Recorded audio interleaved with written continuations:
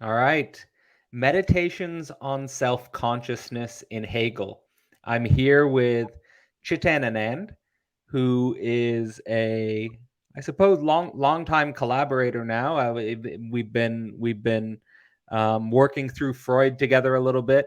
You've been on the channel before to discuss Hegel's Phenomenology of Spirit with our friends Mika and Eric. And you've also published in the new philosophy portal anthology called Enter the Alien, which is really a deep working through, a collective working through of Hegel's Phenomenology of Spirit from the Phenomenology of Spirit class of 2022. And you open up in chapter 1 with a meditation on self-consciousness, which is, as you state from the opening, a meditation which is derived from not necessarily engaging with the phenomenology of spirit as a totality, but rather taking a closer look at specifically the chapter on self-consciousness. So thanks for coming on and starting this series, because I'd really like to dive in deep with some of these articles in the Enter the Alien series. And maybe starting off, why don't you tell us why you picked the self-consciousness chapter in Hegel as your main reference point, as opposed to, say, analyzing and situating your ideas in relationship to the book as a whole? Thank you, Karl. Thank you for having me here, and thanks for all the work you're doing. Actually, it's wonderful. Why did I pick self-consciousness? Actually, one of the reasons why I picked self-consciousness is in some sense self-evident, because I feel that a break occurs in the way Phenomenology of Spirit is written in that chapter itself, and that break actually very succinctly captures the theory and practice question.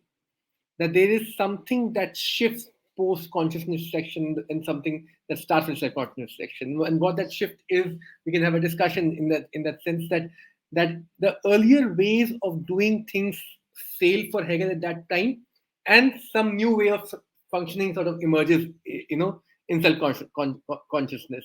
So in some senses, if you want to sort of put a break in the book, you'll put a bookmark at that point. If you're reading the book in one night, in some senses, and you want to divide it into two sections, and that's where you put the break in.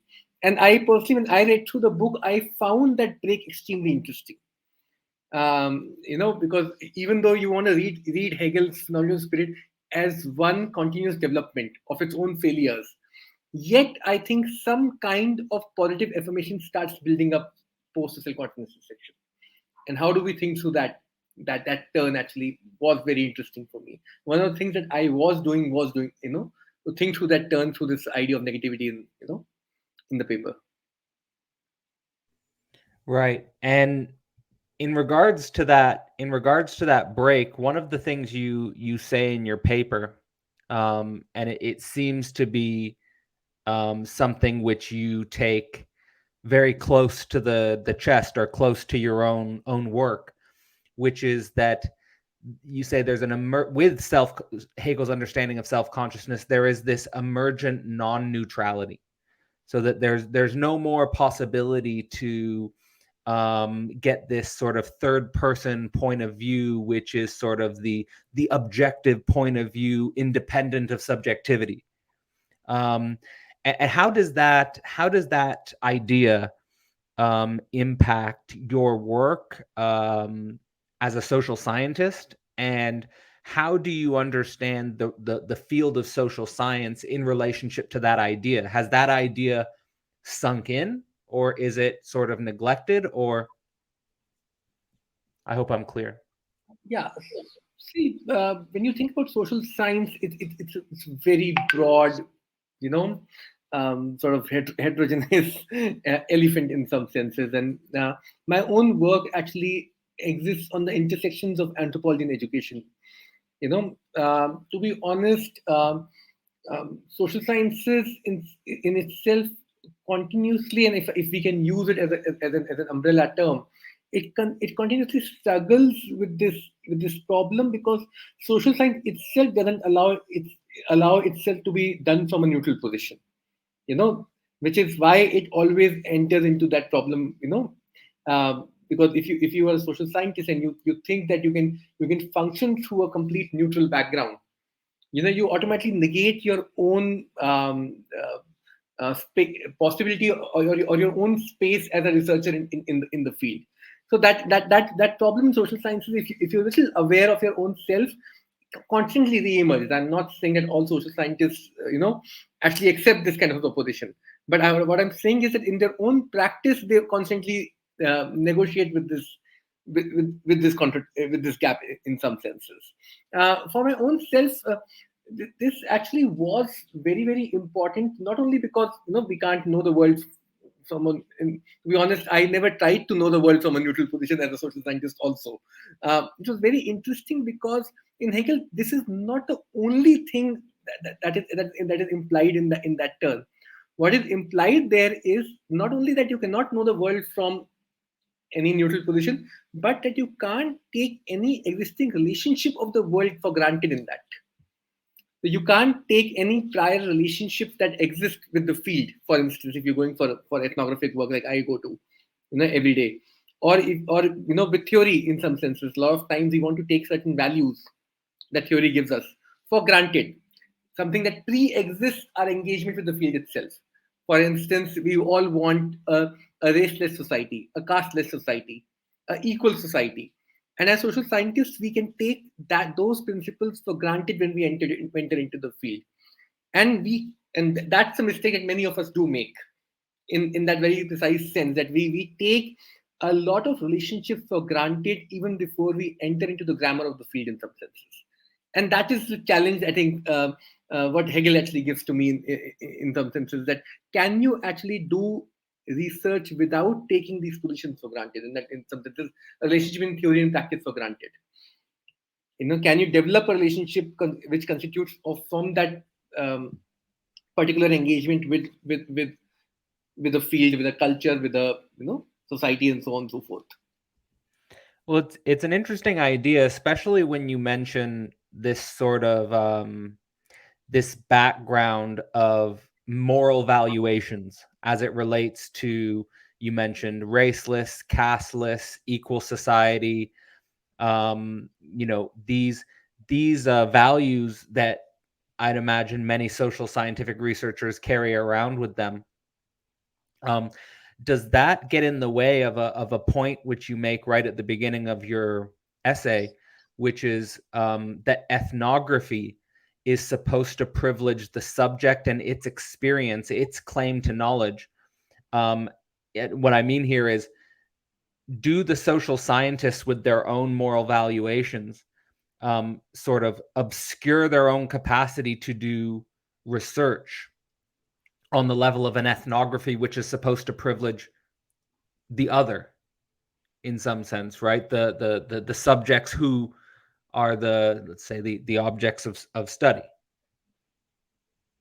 Definitely, and that's a trap that we all fall in, because as we know, any field in some senses emerges from its very radical negative force. And there is a very immediate tendency in all of us, and which is why I said negativity is extremely important, because there's a tendency that we can find a harmonious unity in it. And that harmonious unity is in the Hegelian thinking is the immediate truth that you get from things, because that is how you choose to engage with that with that negative force, because it's much more difficult to actually hold that tension, to hold that negative force and allow some kind of value to emerge from the field itself, to be able to reevaluate your own values in that sense. That demands a certain kind of work. Usually that work is missing in social sciences for various reasons. Because social sciences actually gets reduced to its lowest common denominator very fast, which is that we are not only studying the society, we are also serving the society in some senses. We have to align ourselves with the ends of the social realm itself, and that becomes something that we all, I think, struggle with. We all try and hold ourselves up to certain standards, and we fail also continuously. To be honest, all of us fail. Yeah.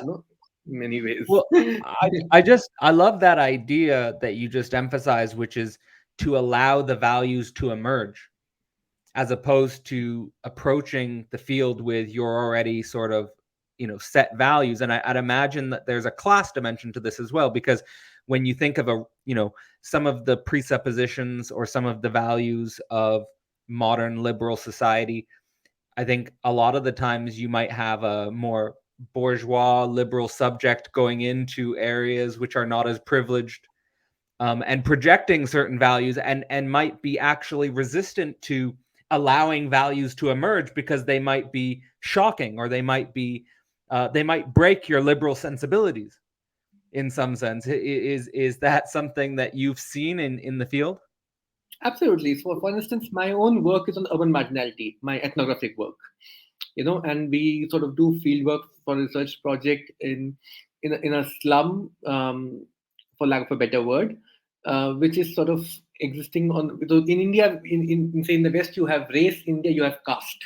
I'm not sure how familiar we are with caste hierarchies. So there are the untouchables, the lowest in the middle, and the caste system works differently in the city than it works in the villages. Villages have a very straight boundary. City has much more complex, ways of handling caste dynamics. It is essential for functioning city also, because city needs certain kinds of works. Only certain people of certain caste do it. At the same time, city needs to maintain its horizon of equality also, and that's so that remains the challenge. So when you go into these spaces, one of the first things you realize is that you want to sort of function through a sympathetic attitude in some senses. You want to see that world through the lens of a certain innocent childlike quality, that people living there would be nice innocent people who are in some senses being wronged by the world, and so on and so forth. Those tendencies actually exist in all of us, even no matter how well read we are. That's a joy of sort of working in the field also, that you get to discover yourself first and foremost. The challenge becomes, and I think Jijak said it very rightly, that when you actually deal with poverty, you're not dealing with some great, very high rung people in that sense. What you're dealing with are human beings who are struggling with very real conditions, of life that you yourself have no experience of living in. So you can't actually immediately accept that moral universe will always be violent upon a researcher. It will always be violent. You have to accept that reality, whether you like it or not.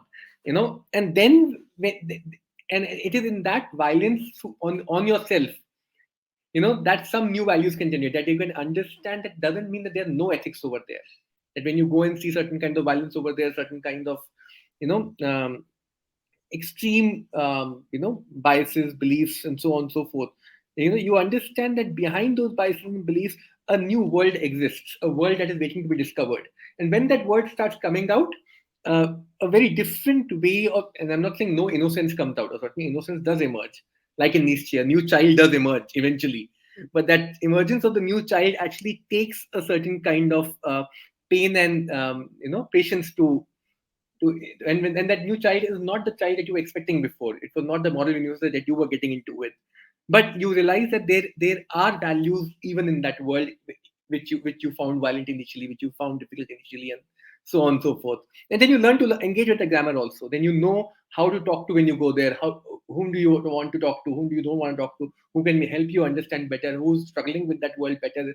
Who's struggling with that world and submitting to that world completely, and so on and so forth.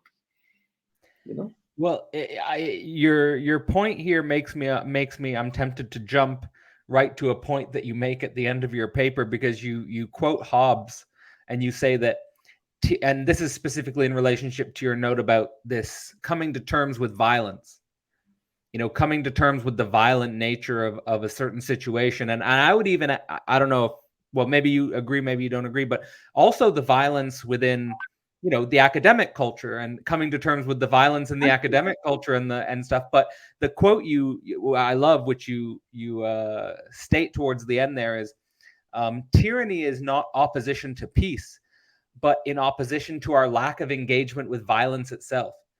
And I think that's a really devastating and really good comment there. And I'm assuming that you would say that this comes up in ethnographic research. Absolutely. When you have to engage with other person's experience, that is what you confront. Because if you can't engage with violence, what you get is not non-violence. In fact, non-violence is a mode of particular way of engaging with violence itself, whether you like it or not.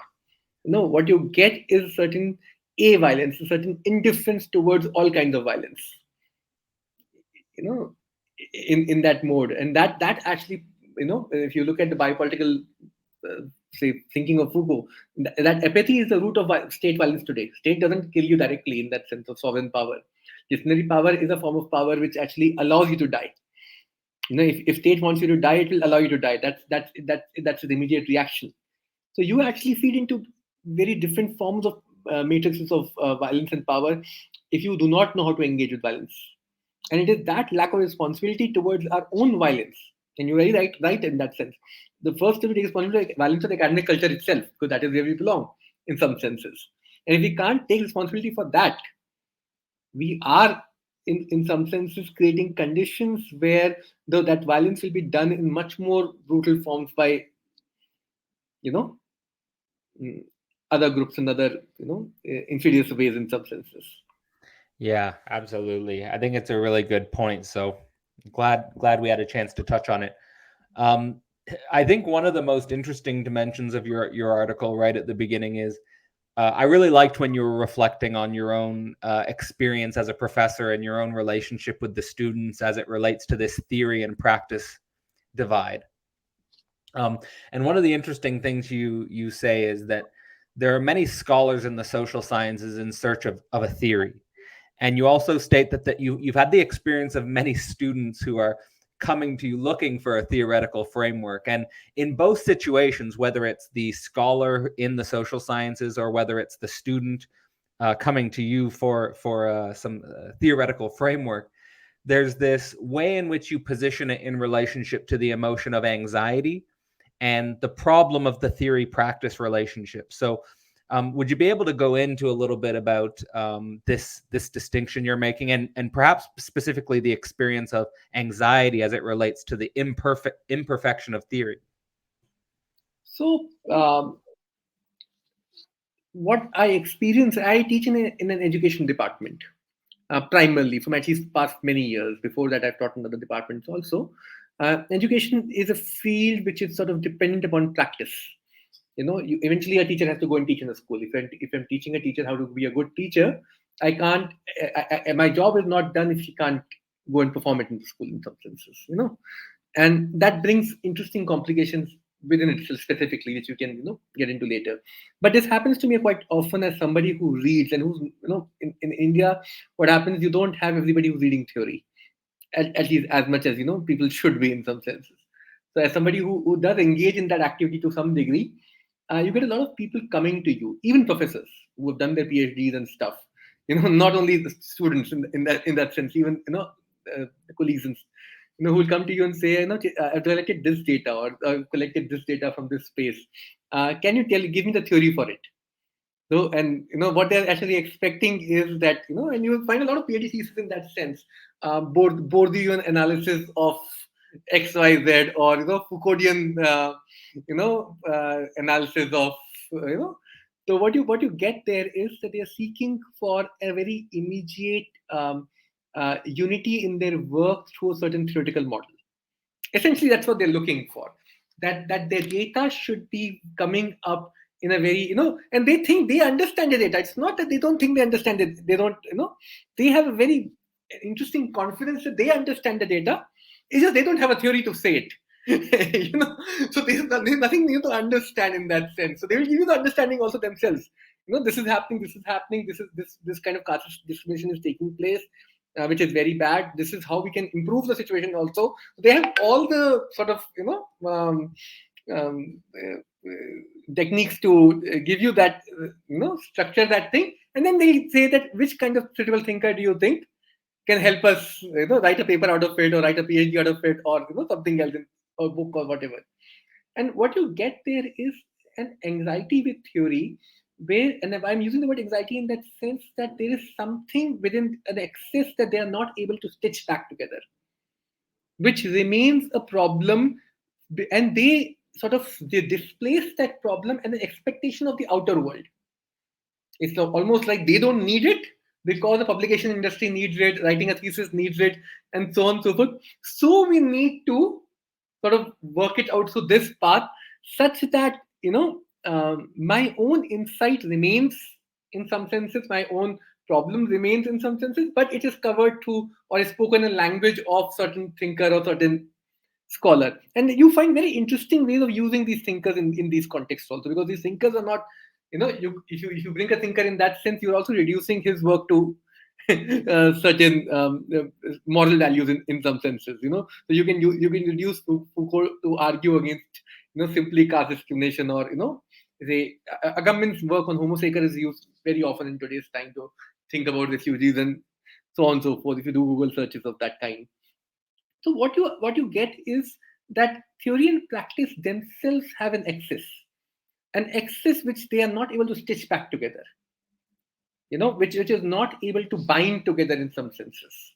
And it is that excess which is that lack of binding that I'm calling anxiety, that creates these kind of, ways of thinking. On one side, it creates this anxiety where you think that we have these perfect theories, and why can't we create a perfect world out of it? Very often my students come to me with that. That, sir, whatever you teach us in the class doesn't work in the classroom. When we go and teach, the real world is so different. We lost on theory. It's useless whatever you're telling us in colleges. And the other side of it is that scholars who actually have data, and they don't have theories. And both sides, I think this struggle actually goes on.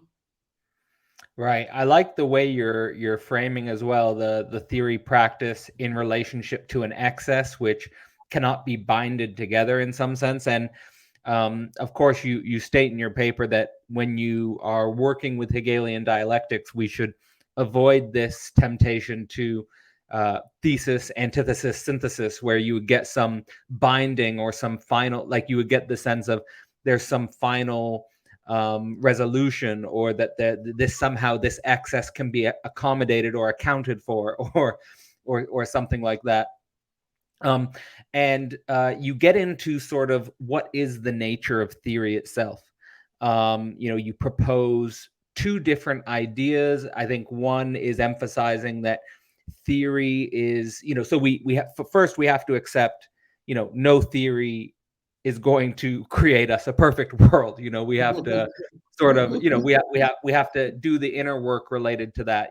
But what is theory good for, and how should we be thinking about theory? I think is the direction, at least I read your paper, is, on the one hand, you have theory, which is related to explanation, an explanation-centric theoretical model. And then you have another model where theory is more about sense making, and the explanation-based model seems to be more privileging general laws or rules, and the sense-making model seems to be more privileging the particular singularity or the particular sense of the individual. And it's basically, where do you start? Do you start with the general rules, or do you start with the particular individual? And I guess my question for you is, do you think either of those choices is an imminently political matter? Like you bring in Marx, you bring in the, we've already talked a little bit about class, we've talked about caste.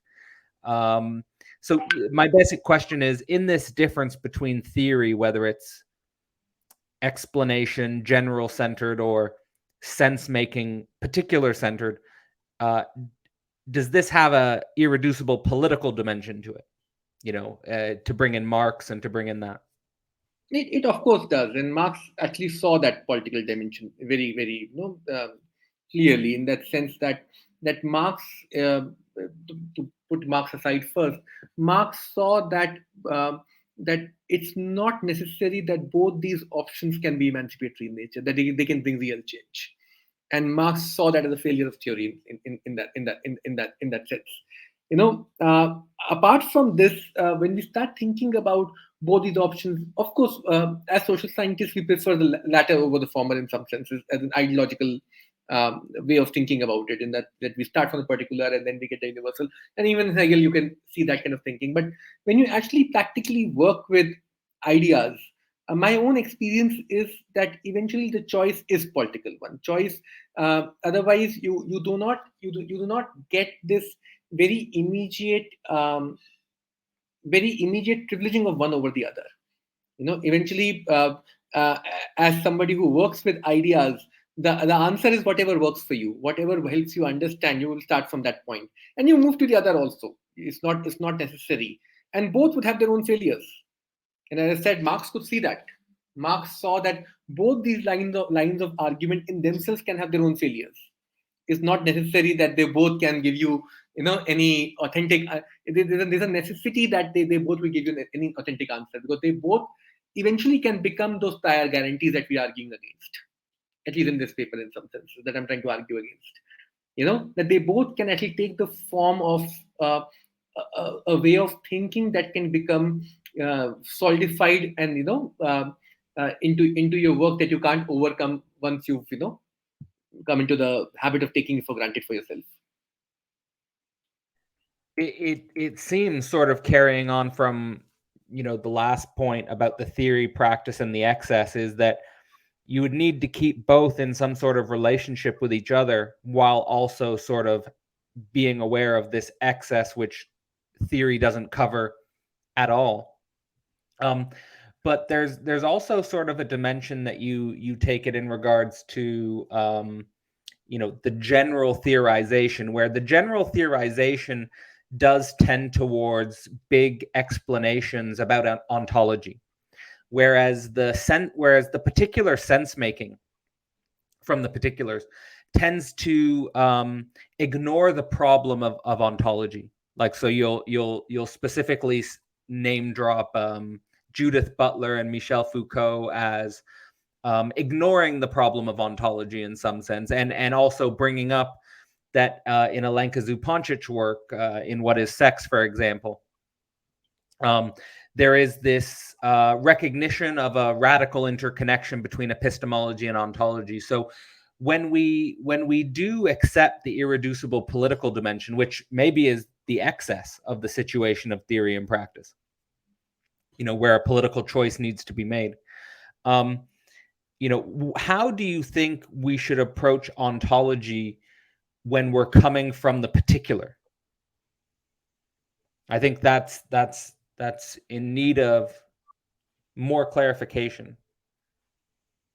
That's actually a very, very, very interesting question, because, to be honest, my own thinking on ontology is kind of conflicted. Okay, but let's sort of put aside, say, Alenka Zupancic's answer, which is, in some senses, that any epistemology would have its own ontological turn to itself, and you can't escape it. And her argument then becomes that your ontology itself has to include its own constitutive gap, in some senses. Ontology itself has to respond to its own negation. So now, if we take that answer and we keep it aside for a minute to the real work, in a context like this, because what interests me is not simply whether we can do ontology or not. What interests me is that what kind of knowledges we produce when we are actually doing ontology. In that sense, that let us take Foucault. What was Foucault's problem in ontology? His problem was that ontology limits you, in some senses, to engage with concrete multiplicities. His problem was that ontology will always structure itself in a manner that it can only give you certain kinds of univocal grammars. Certain kinds of it would have its own multiplicity in some senses, but it would always have to converge to a singular, and that comes up in it. Even if you bring in negativity into it, Foucault will not accept that argument that if you structure it around negativity, you can escape it, and so on and so forth. Foucault would be very suspicious of that kind of a turn. And if we go to the end of that kind of thinking, what do we get? And that interests me a lot. That interests me even when I've engaged with Zupancic's work in some senses. That I don't simply think that it's a simple question of thinking that we can have a theory of ontology which can solve this problem. Eventually, you have to work it out. It's a job of concrete work. The job of concrete work to see what kind of ontology your own work is producing for yourself, or any similar work is producing for itself. You can't escape ontology. But at the same time, it's not a question that you can take for granted that if I am doing a work in a certain tradition, say like the Panchak tradition, my work's ontology would be such and such only. Or my work's ontology is engaging with its own gap and so on and so forth. No. It is something that emerges concretely from the work you've produced. So, in the sense, I may disagree with Foucault to the extent that Foucault that Foucault's work itself is engaging with its own ontology. And Foucault accepted it. Foucault didn't deny it in any way. Foucault agreed to the fact that even my work would become stale at some point, in some point, and somebody else would have to come and find a new way of saying things to, rejuvenate it in that sense. But it's a concrete thing of engaging with the ontology of your own work, your own thinking, your own being, how it's manifesting to you, and to what degree you can hold that development of that ontology within yourself and understand it, and see at what point does it start misleading you. And that's I think the concrete, I can't help but mentioning that in just for some feedback, really, because in my own work, I use the word meta ontology for this, in terms of when you say, for example, ontology is produced by your work, and that you must engage with your own ontology in your work, sort of self-reflective. That's, I don't know, I use the word meta ontology. I don't know if it works perfectly, but that's sort of how I've tried to think about it. I can fully relate to it. Yeah. Okay. So I think there's something to stay with here, though, at the same time, because I think this problem of ontology particularly comes at us from the dimension of approaching things through particularities. And you said ontology, when you were quoting Foucault there, you say ontology limits you from engaging in concrete multiplicities, and that negativity itself doesn't solve the problem from a Foucauldian perspective. But in your paper, I sort of get the sense that you might have a different view. Is that true? Do you think that bringing negativity into the picture and dealing with concrete multiplicities, do you think that there's something that Foucault might be missing with this dimension of negativity? Because it comes up in your paper quite strongly. See, Foucault's thinking on ontology gets a little sort of tricky, precisely because Foucault can't think. Foucault actually closes a certain door to think about his own ontology, upon himself, which is why you can see that as a symptom.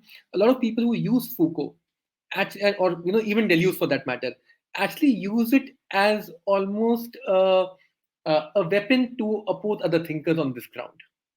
That very strong opposition that you see emerging is actually symptomatic of the fact that they can't think of any other framework than their own. So in some senses, they get trapped in their own sort of web that they're trying to throw. So when they are saying that you can't engage with other particularities, they themselves get trapped into it, precisely because they're not being honest about their own ontology in that sense. They're not. I'm not saying they are not.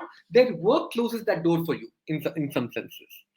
Even for me, for a matter of fact, I was reading Foucault for a long time in my life.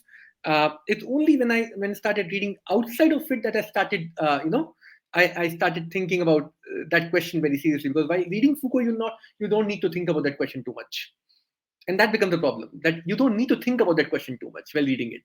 That's the missing link there in that sense.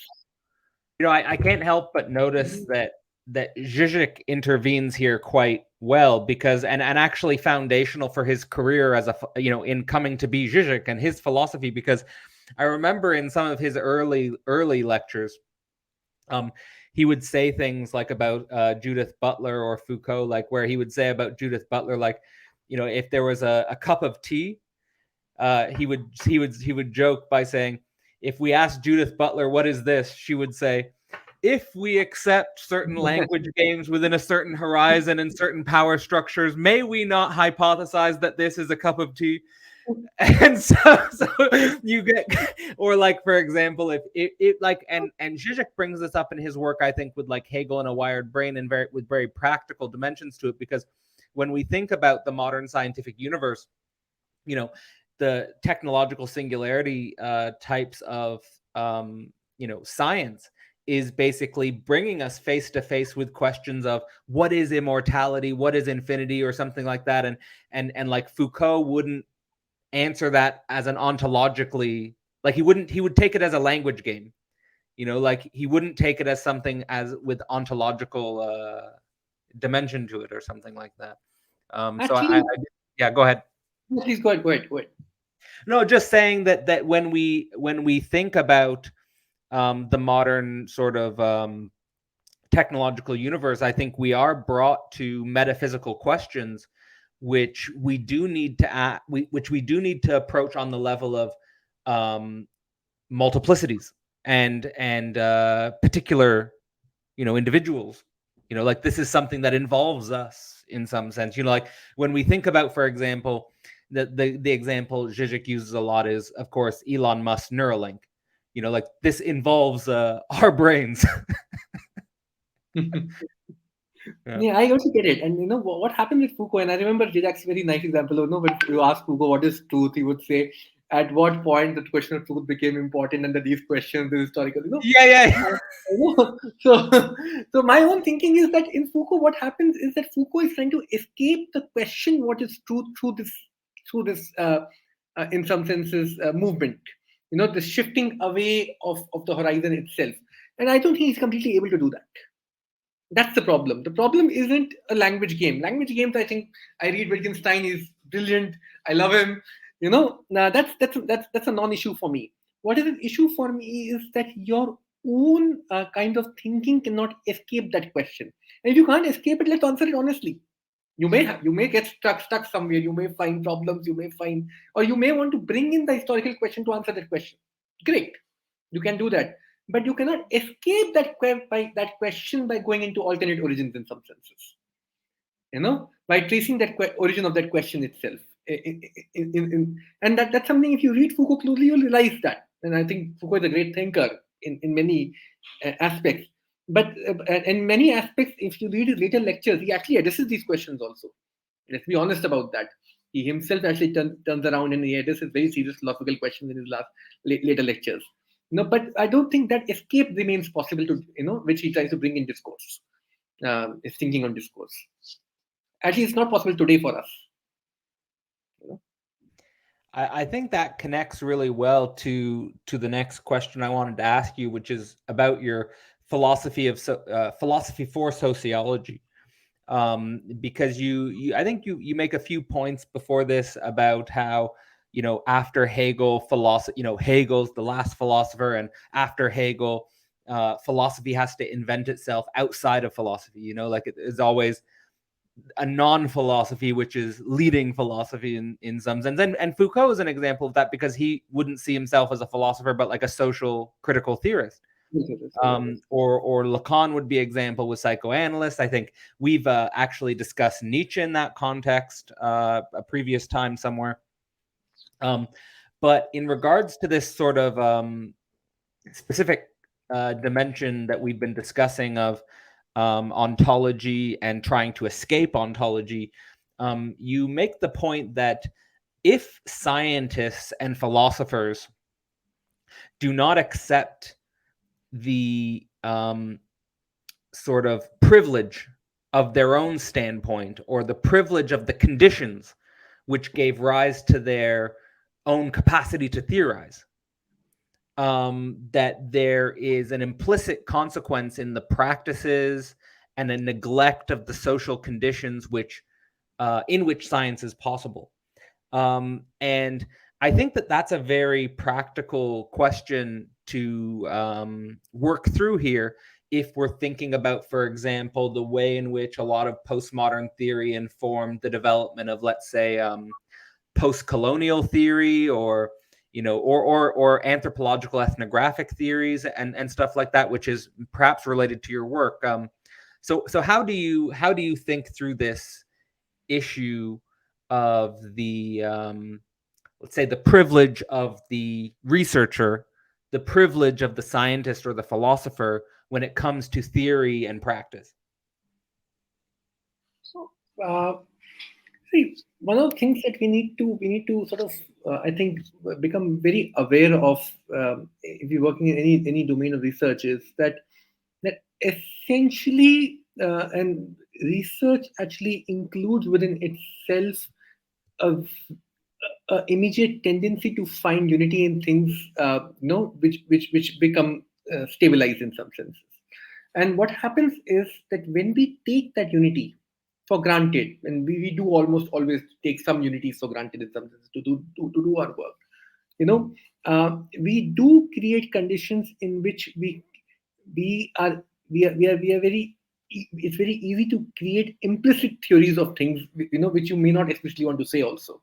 So for instance, and this is, I think Djax covers it in his work on ideology a lot very often, that your work can have actually one kinds of tendencies and other kind of hidden tendencies within itself, and that's always almost always going to happen if you're not going to concretely engage uh, with with the gaps of theory and practice, or the gap within your own thinking in a very concrete manner. What I mean by this is that when we are thinking of theory, we are thinking essentially of a mode of engaging with an action that can give us that can give us a field of, so in some senses, theory always sort of gives you a, what do you call this, a extension, a way to spread out, give you a certain stable region within the unstable grounds. And theory will always have this function within itself. It will always try and sort of create some stable region for you in your thinking. That function will never go away. The problem that happens is when we treat those stable regions as a given for us, as something that we don't want to be aware of, because those are more comfortable for us than to engage with some other. I remember Rumi having a very great sort of Rumi, and I think Mullah Nasruddin has a joke, na? That the Nasruddin's key got lost, and he was searching for the key, and he asked the fellow travelers to come with him in some senses, and they all started searching, where's the key, where is the key. So suddenly one person asked, where did you lose the key? So he said, I lost it in the house. He said, why are you searching outside? So there's light here. There's no light inside. So you're trying to search for your key where you actually see the light. And that's something which researchers are constantly getting stuck with. And that's the privilege that I'm trying to sort of think about. That are we as researchers only researching in spaces where we actually find ourselves more comfortable researching in? So as Foucauldian thinker, are you more comfortable only thinking Foucault when you need to think something else, or as a Hegelian, or any other such branches of thinking in that sense? Yeah, and what comes to my mind when you're saying something like that is a different relation to your paper, where you make this distinction between, which I think is made between, for example, classical philosophy and Marxist theory, between philosophers who take refuge in a false truth over getting their hands dirty, so to speak, in politics, then and making this divide. And I think you use Hannah Arendt specifically to make the point that actually truth is found in the messy work of politics. So do you think that you know um, philosophy here is irreducibly connected to politics, or is there a space between the two where there's some gap, let's say? That's actually a tough one. So one of the things that at least come with politics is that politics gets invoked in places where anything else cannot be invoked. It's almost always the case that if you can't find other forms of engagement, you have to find political forms of engagement in some senses. So it's not. So what you're asking me is not a simple question of philosophy and politics in this sense. It's a more general question of politics' relationship to human social um, condition, that can we have. And say for instance, Hannah Arendt's sort of critique of Marx is that Marx is not only thinking a stateless society, he's also thinking a politicless society. He's also thinking a society where you would not need to resort to politics in some senses. And Hannah Arendt is very suspicious of that, because for Hannah Arendt, if you keep politics at too much of a distance from yourself, you don't just lose politics, you lose all other modes of negotiation also, because all other modes of negotiation happens within the horizon of politics.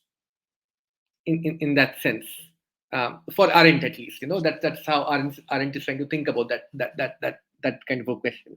So now, if you bring to that to the particularity of philosophy, um, philosophy, as I said, and I didn't want to sort of get into it at that time, but if we take it from the last question back, and we start thinking philosophy as a project, which was trying to think of understanding the world without the ground of taking its own stable positions for granted. If you take that as a project of that kind, which is how many theorists of, for instance, if you look at Deleuze's work on what is philosophy, he comes up with this idea that philosophy is the history of engaging with concepts, and engaging with concepts in the manner that you engage them on their own ground, which is why, and if you start thinking from that lens, philosophy gets inevitably intermingled with politics to the extent that philosophy always needs, we cannot resort to any prior way of engagement with the world for granted. It cannot take that for granted. Science can, for instance. I can be a good scientist even if I completely take Newton's theory for granted. I can work in that paradigm very easily. In philosophy, even if you are a say complete Hegelian thinker and you just want to reproduce what Hegel is saying, you still can't completely rely on Hegel's method. You will create your own method. You'll create your own, as I said, conditions of ontology in some senses, which you would have to struggle with. And to that degree, philosophy and politics would always find themselves side by side, because they both are modes of engagement where they have to constantly question their own ground in some sense, in that sense. On the other side, the gap actually emerges between philosophy and politics, and that there is a gap, and as Plato saw it, let's not be not thinking about that gap either. That gap actually emerges from the fact that if you completely collapse philosophy and politics into each other, philosophy doesn't remain possible in many ways. If you simply want to make philosophy a political project, you'll get something else. You'll not get philosophy, and that struggle actually interests me personally. I almost want to make a speculative jump here. So, and it's a speculative jump, which I think I can make connected to your paper, which is in the Phenomenology of Spirit, Hegel has this line about the self being related to the void or related to the gap. And that the ancients knew of the void, but they didn't know it was the location of subjectivity. And in sort of a similar way in your paper, you talk about the way in which politics, there's always a constitutive gap where, and you already point towards this in your last reflection where you're saying, politics and philosophy are side by side in the way that they constantly have to question their own ground. There's this sense of indefiniteness. There's this sense of undefinability or something which is not capturable within conceptualization. And I do, that's to me the location where I do feel in my bones a type of constitutive negativity. And I think that's maybe I think maybe like how I would throw this idea back at you is that Hannah Arendt saying that Marx had the imagination of a society without politics, that there's such a strong temptation inside of us, and I see it in myself as well. There's such a strong temptation of us, can't we just get rid of this thing? Can't we just scrape this away and if we just remove this obstacle, then everything would be great, but this is, I think, of course, a great trick of of our own emotional illusions of some kind. What do you think of this connection? It's just an idea. Yeah, even if you can't get it, we actually want to factor it out.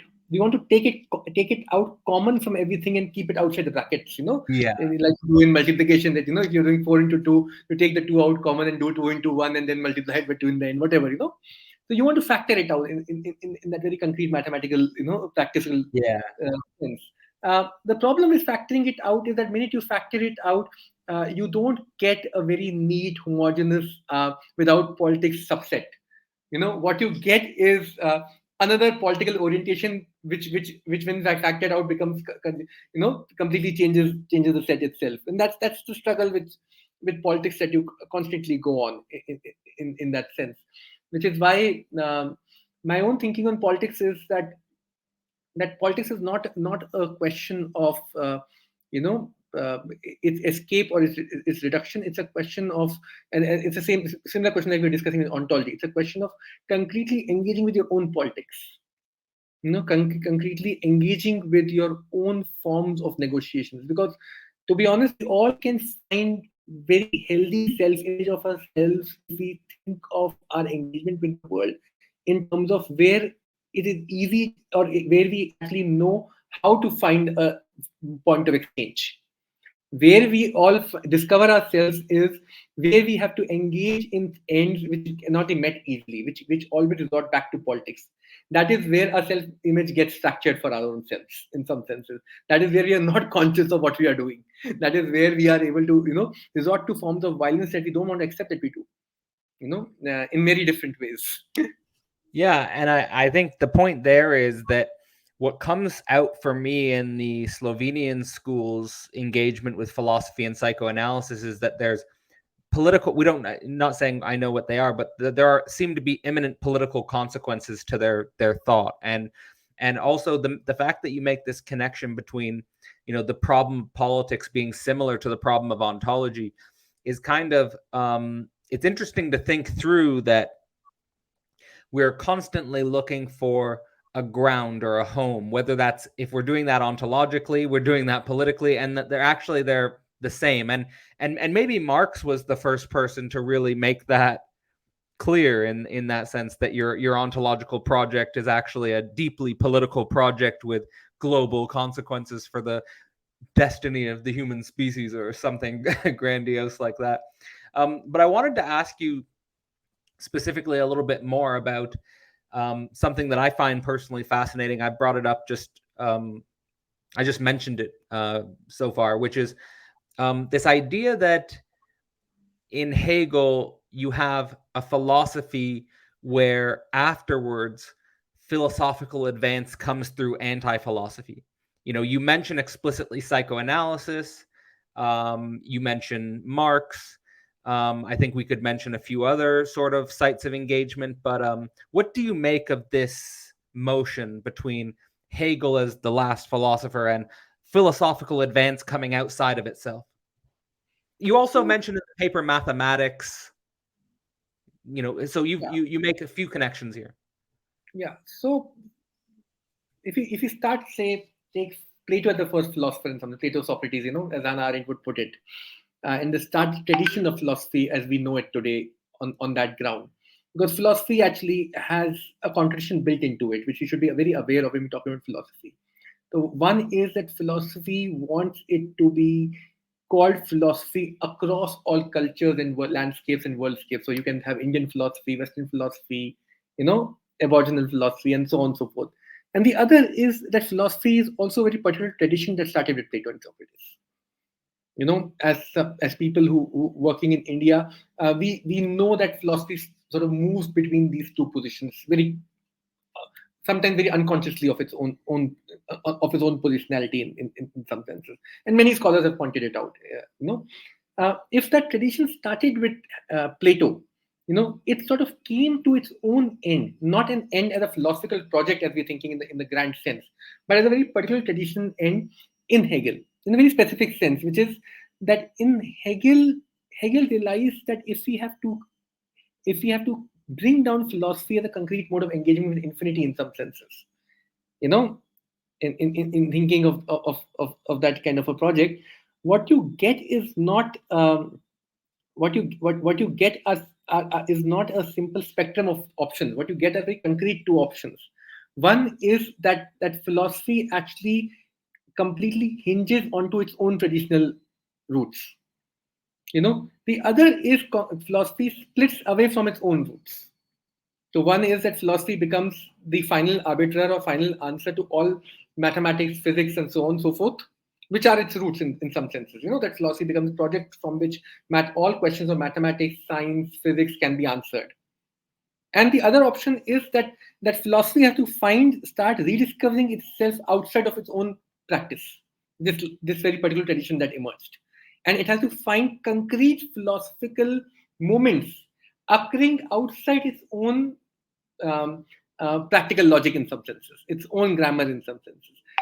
And both these sort of moments sort of continued alongside each other in many ways.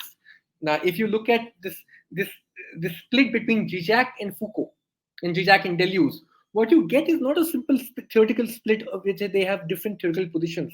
Those can be reconciled. What you get is two different positions towards this philosophical project. Deleuze and Foucault, coming to the end of that spectrum of philosophy, actually wanted to break away from a traditional philosophy. And Zizek is coming back and telling you, no, the tradition is important. You have to go back to the German idealism in some sense. So it's a very complex problem that emerged with Hegel, which Marx also saw. As you rightly said, in Marx, that doubles itself, that culminates itself. But it starts with Hegel. And the problem essentially is that what do you do with that split now? That if philosophy is a project which has to not take its own ground for granted, it can happen in science also. It can happen in social sciences also. It can happen in any other sphere also. Why do we then stick to this tradition?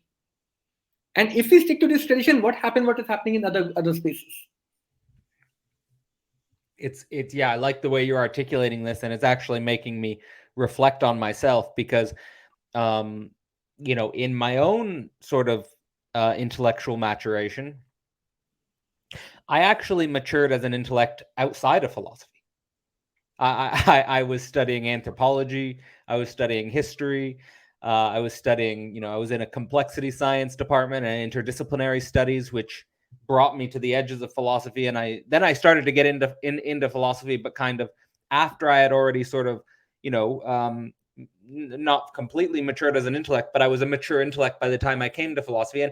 And I think that there's something interesting about coming to philosophy a little bit later, and coming to the tradition a little bit later, and actually not knowing necessarily the tradition so well, but at the same time respecting and wanting to know the tradition from the inside. That's where I find myself. What do you think? What's your history with philosophy in that sense? I myself came very late, to be honest. I Mm-hmm. was reading all kinds of things since my, especially since my engineering days. Very early stuff. I used to go to library, pick up any book, and come back home. That's how I started, developing myself. Then over the internet, you had, places like Awkward, where you could debate, discuss, write a lot every day. That is where I actually matured out. I came to philosophy because in philosophy I found a way to systematically put my own reflections. And in that sense, I found Hegel's element that you can find a systematic way of expressing yourself in philosophy. You have a tradition in which those ideas become important and relevant for yourself and others. You can find a recognition also. But immediately, I also find a strange anxiety in myself with philosophy also, to be honest. I am not. So, for instance, my own thinking about, say, so I've been reading people like Idris Shah, Doris Lessing, the Sufi tradition, or Vedas in India. Um, so I still struggle with this question that to what degree this tradition has taken over my thinking in some senses. To what degree I'm not able to read outside of it. To what degree I'm not able to engage with books and works that exist outside of this tradition. And that question in a very concrete way does affect me. And I have my own way to think through that problem. But what I'm trying to point out here is not only my problem. I'm trying to point out that this is symptomatic of philosophy itself in some senses. If you are doing philosophy in today's time, I don't think this debate between Hegel, Zizek, and Foucault is over. I think its culmination is still to come, because if you're doing philosophy today, you will consistently engage with that question. So if you start out with philosophy, you would have to take a detour outside of it. You start outside of it, you have to encounter philosophy somewhere, and to go back to other things. That challenge actually remains. I mean, for me, I like the way you're differentiating between, say, a Zizek and a Foucault in regards to the importance of the tradition, because there's a way in which, when I read through Less Than Nothing very deeply, I saw that he was able to move through, and I would say sublate, figures like Plato, and that there's something important about that motion in regards to sort of not making sort of the same mistake, like not making the mistakes that have already been made in the tradition or something like that. Or like if you just get rid of the tradition, you'll end up making mistakes that happened thousands of years ago, or you'll end up repeating ideas that happened 1,000 years ago without sort of really knowing about it. Or even like, for example, the way Hegel starts his Science of Logic, saying that there have really been no deep innovations as it relates to Aristotelian logic in science, that you need to understand Aristotelian logic to be able to make that move that Hegel makes with the science of logic. And I'd imagine that there are similar problems coming at us in the 21st century, where if we don't really understand the fundamental basis of, let's say, idealism, or the difference between idealism and materialism, that we're going to be unable to really think through the 21st century and potentially a new way. But there's this, the way you refer to it in the paper is that you see that there's almost, and you've said it already, but there's this symptom, like philosophy as a symptom, and specifically in relationship to the concept of infinity, seems to come out in your paper very strongly, like in regards to, can mathematics solve its own problems? Does it need philosophy to solve its own problems?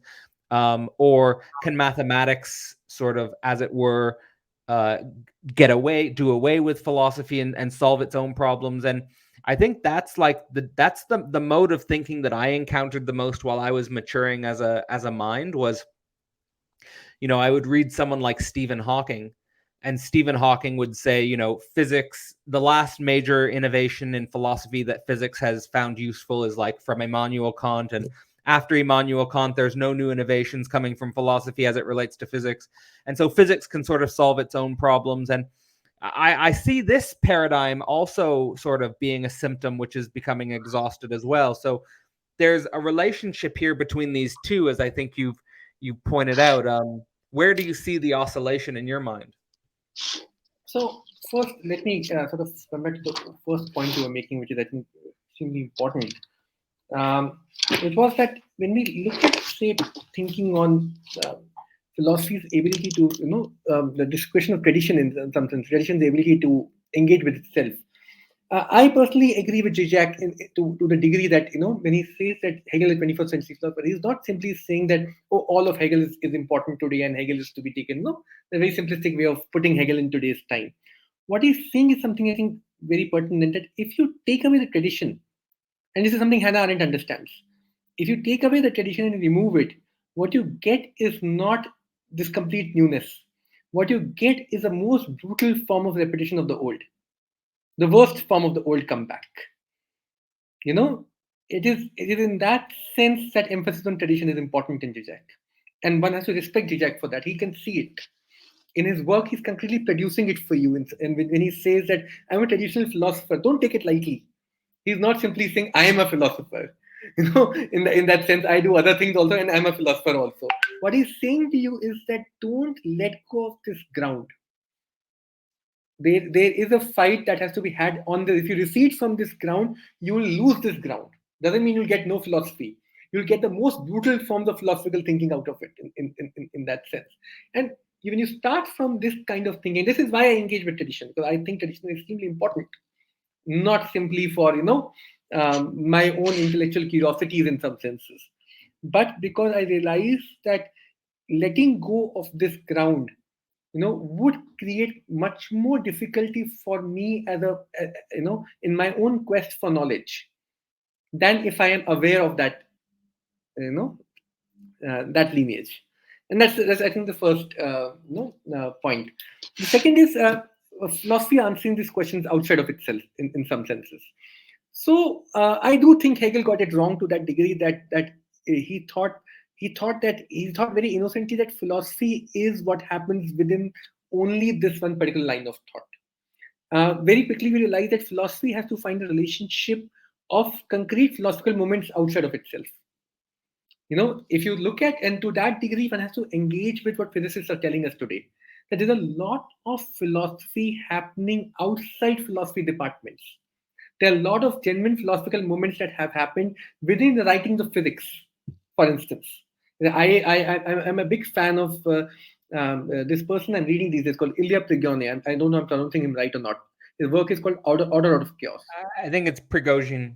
Prigogine. Yeah, I I'm actually following. I actually did my doctorate at the same school that he taught at. Okay. He's quite a big name there.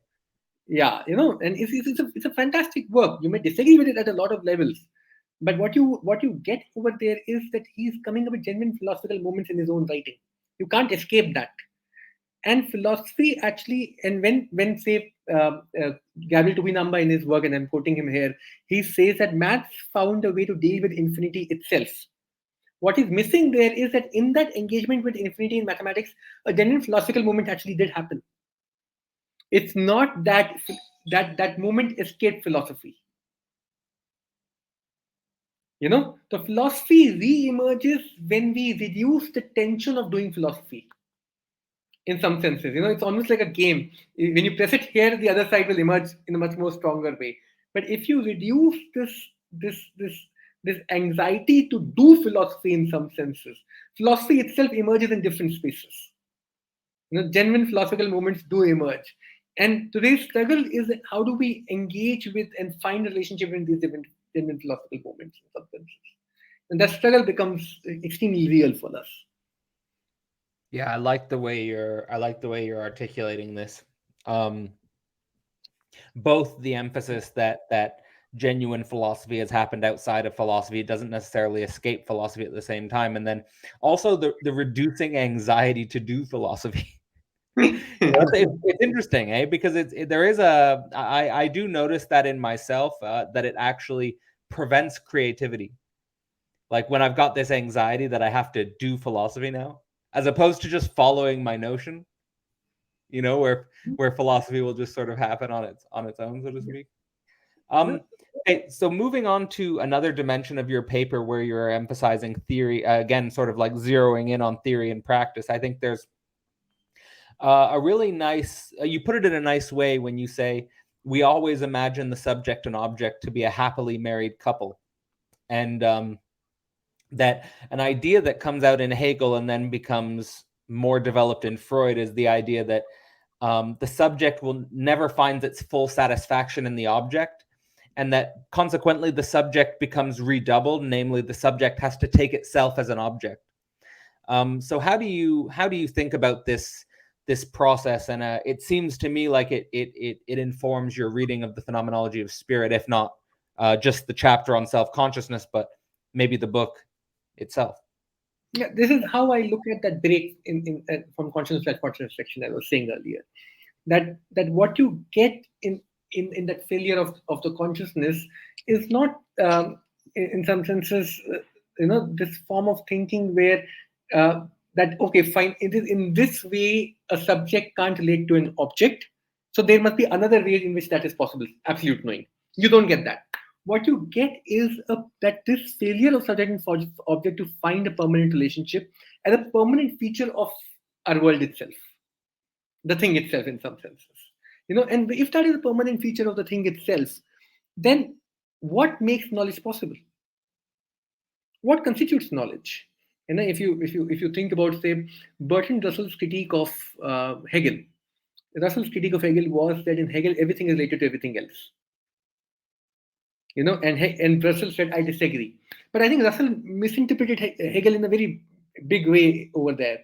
Because what Hegel is saying is not that everything is related to everything else. Hegel is saying that precisely because there is a failure in this relationship to happen, that some work becomes possible, some creativity becomes possible.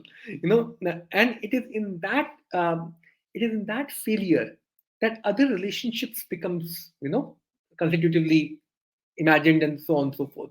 So now the question becomes that if that failure is imminent, then what is the relationship to subject to another subject? And that relationship always goes through an object, and the object is not the other object. The object is subject taking itself as an object. The object is not the end point of this relationship. object is simply a deference which is necessary for right to become desire in that sense. It is only through an object that subjects find the relationship to a subject. And that's the considered point over there. If you look at Bernard Stiegler's work, he puts it very nicely. He says that at the heart of every desire, there's a technique involved, there's a techne involved. It's linked to technology in that sense. If you take that statement seriously, that there's a form of technicity involved in desire itself. What it essentially means is a subject has to go through an object to become subject again, to find that knowledge of itself again. And that is what I find in this doubling very, very interesting. That it's only when subject learns to take itself as an object that it learns to encounter another subject. Otherwise, everything else remains an object for you because you're not able to defer it back. You're not able to extend that drive in that sense.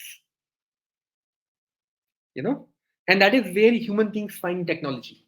That is where human beings encounter technology in that very basic sense, of thinking, which I've not mentioned in this paper, but that's an extremely important part of the way I'm trying to think through this kind of a problem in some senses.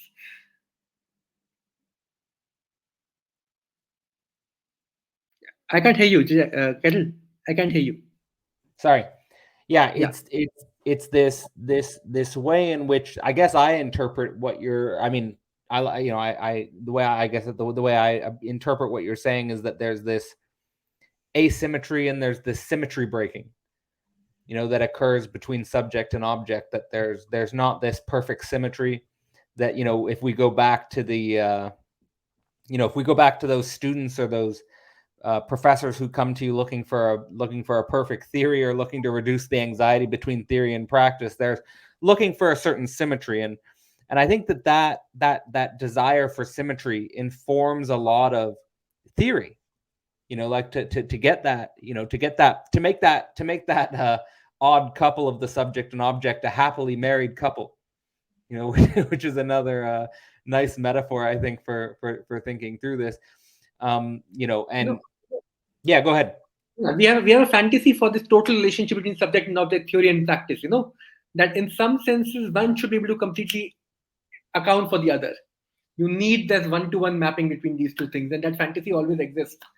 To find some kind of pleasure within ourselves. Yeah, please go ahead. Sorry.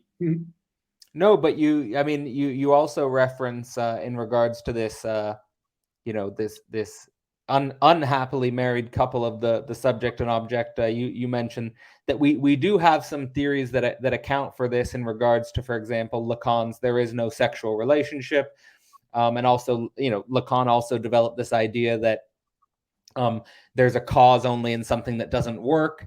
So and so you cover up with the explanation. You try to cover up with the explanation this irreducibility of the not working, or the things not going quite right, and also I guess also this interpretation of Hegel with the aim towards synthesis is also a way of interpreting Hegel to cover up this. It's a misinterpretation, but it's a way to cover up this this discord. But I wanted to stay a little bit actually on how you understand Hegel's absolute knowledge. I know you didn't specifically focusing on in your paper, but you do bring up the concept of absolute knowledge in your paper. You say absolute knowledge is not a synthesis, but one can argue that in Hegel, the resolution of the subject's desire for knowledge with the subject of knowledge is still too easy. Do you recall that aspect of your paper? So in regards to, and I want to go into that a little bit, because I'd imagine Lacan might agree with you there in regards to that criticism of Hegel. What do you mean by that? And how do you think do you think Hegel is cheating himself with this idea? Because he's really building up to the idea of absolute knowing, so then he could develop his science of logic and so forth. No, not really. It's not a question of simply cheating. I think what is happening in Hegel is, and something which I sort of referred to you some time back. And these are unformed thoughts to a large degree, to be honest with you. I'm still trying to think through these questions for myself. But what is happening in Hegel is that there are certain ideas that didn't emerge in Hegel's time, which is not to be taken. But those ideas, when you actually keep us keep alongside what Hegel is saying, that Hegel gets interpreted in both the ways. Clearly, what I mean by it is that in Hegel, this exteriorization, which I was telling you the other day, in Hegel, this coming up of the contradiction. It's not that Hegel is not realizing that eventually absolute knowledge is a way to engage with the contradiction itself. And absolute knowledge is not the end.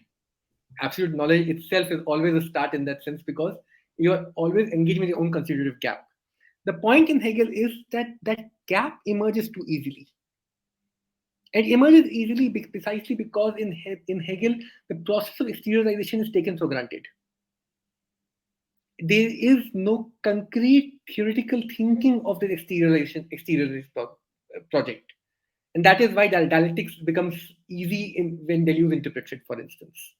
And what Deleuze's problem with Hegel exactly is that it's not that Hegel is wrong. Hegel is fake, as he puts it.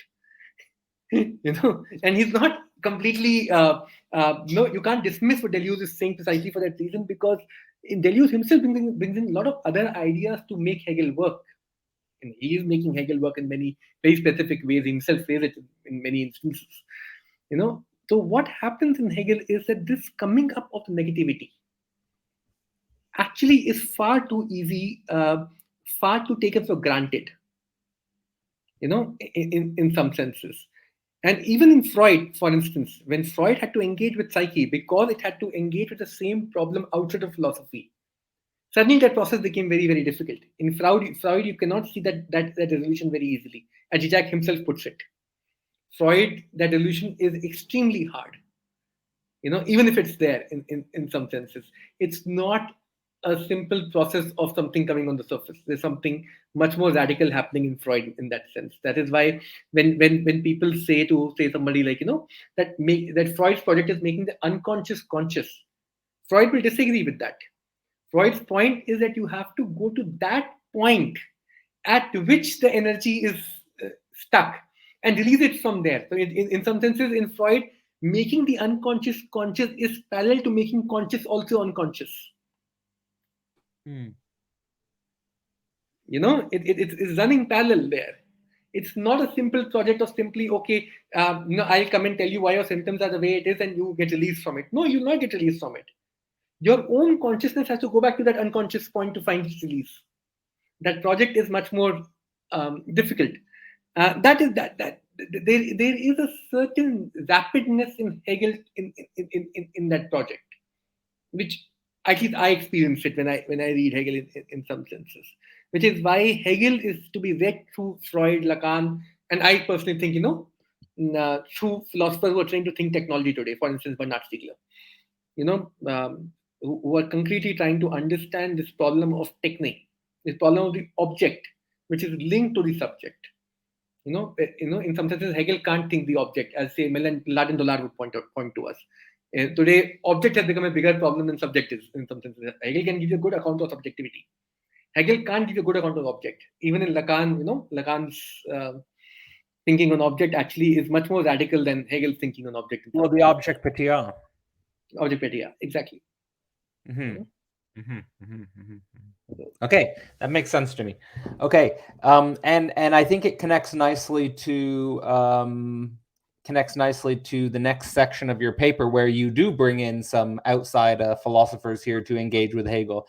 You choose Kant and Deleuze, and you use them specifically to engage with the idea of intensity in relation to negativity. So, of course, negativity is a concept which we often link with Hegel, but intensity is a concept where you're bringing in Kant and Deleuze. So why are you doing that? How do you make that jump? And what are you trying to get at with this triad of philosophers? So one of the reasons I'm doing that actually is because I think a lot of times when we think of Hegel, and when we think of Hegel alongside, say, Lacan, we forget that Hegel to Lacan's relationship sort of gets formed through Kant's antinomies of reason in some senses. That part of Kant we almost always miss out, when we are thinking of Hegel. I remember Zizek talking about in one of his lectures. I don't remember which one right now, but that section actually, remains very important, and that's why I quoted Zizek over there. So that is how Kant comes in. But for me, there is something and I think there's a deeper problem in what I'm doing, and I'll just point out the problem later on. In some senses, I'll just first tell you what I'm trying to do. So what happens is, when you look at Kant's idea of the transcendental, that allows a certain kind of intensive dimension to emerge, which is much more easier to use alongside Hegel's negativity. Hegel's negativity precisely gets, uh, uh, for lack of a better word, limiting, because he doesn't have the resources of transcendental thought, and he doesn't have thermodynamics, as we rightly said, in today's time. He doesn't have entropy, thermodynamics, and those kind of concepts to be alongside it. And so so I think Kant and Hegel needs to be read together to that degree. That in Hegel also, if you look at questions of negativity, those questions always emerge as you move from infinite to finiteness, and vice versa. That domain of in what way does a subject impose itself upon the world always includes within itself the negative dimension. It's not a simple question that they're two opposing forces and then one of them has to be negated. No. It is through the negation that opposition emerges, the negativity in some senses, or in Deleuze intensity. So now when I'm trying to think through this kind of a question alongside theory and practice discussion that we've been having, that if I want to think through the negative dimension of practice within the theoretical question, I prefer to think it through Deleuze alongside Hegel, for that very particular reason that Deleuze allowed me to give a certain expanse of, or a certain way to touch and feel this dimension, which maybe strictly Hegelian thought might not have allowed me in that sense. That at what point does this negative dimension itself gets cancelled out in extensity, for instance? At what point does theory itself cancels the contribution of practice out? If you extend the theory too much, if you create a very neat model, it's not that it doesn't engage with practice. It cancels the practice within its own working out itself, even when you're trying to, with your best effort, trying to engage with practice. This kind of a problem, I personally could not immediately think through Hegel. And I realized if I'm reaching a block over there, that block is not because I'm not able to think Hegel. It's because Hegel, it's much more productive to think Hegel alongside somebody else and see what new emerges from it. Because the block is of a nature where if you develop one thing in Hegel, that development finds its fruition, as we said, very rapidly. If you want to develop something, especially it's the negative dimension, without it finding its fruition so easily, then you need to think through some other, ways to think through that problem. The problem that I get into, as I said, is that minute I start using these kind of ideas too freely, I get into different ontology than Hegel is using. It has ontological implications, which we need to start thinking about then. That what happens if we bring intensity as an idea within Hegel in its ontological claims and so on and so forth. Could you go into that? I'd be interested to hear what transformations of ontology you can think by putting those into connection. Very directly, what happens when you start using intensity in the way that I'm using specifically, because I'm sure there would be ways to make these things work and so on and so forth. Is that intensity gets you a dimension in which the gap itself gets converted to a different dimension, different categories of thought. If you look at it very closely, what I've done is if you look at what Deleuze is putting to us, the intensity is that dimension where you cannot have a common measure to measure other things. So if you have, say, length and breadth, you can divide them in half, you'll get two halves. Temperature, that doesn't happen. Density, that doesn't happen. And Deleuze's point is that is where intensity becomes visible to us. Because intensity is that particularity which doesn't have a common measure amongst other things. So in that sense, it's preordained to quality and quantity both. It's Isn't primordial. I think you say it's primordial. Yeah, primordial. Yeah, sorry. It's primordial to quality and quantity both in that sense. And if it is primordial, what happens if it becomes a dimension? If it becomes something which brings with itself its own categories, you get back to transcendental question. In Kant, that question can be answered very easily. Kant has transcendental categories. Well, so correct me if I'm wrong, but I think that what Hegel's attempt to innovate on Kantian transcendental logic is that he's saying Kant does not derive the categories and demonstrate how. He just assumes they're there. Yeah. So he wants to derive these categories historically, and he doesn't want to sort of say these are the absolute he relativizes the categories. So when you bring an intensity to it, though, but to me, like if you bring back this primordial, so you say, for example, intensity is the constitutive gap, and this gap also gets canceled out and covered up by extensity. Now, when we bring in intensity and we think transcendental categories, doesn't that simply allow us to potentially derive categories? No? Can we We can, but that will become negativity again. That will again reduce itself back to Hegel's negativity. That will again limit you in very particular ways. Mm-hmm. That will again go back to the same challenge. Well, no matter what, I guess for the way I understand Hegel is that no matter what categories you derive in a historical process, they'll find their truth in the negativity. Definitely. To that degree, there's no problem. The only issue is then you can't use the intensity that the way I'm using it. Okay. And the way I'm using it becomes a problem.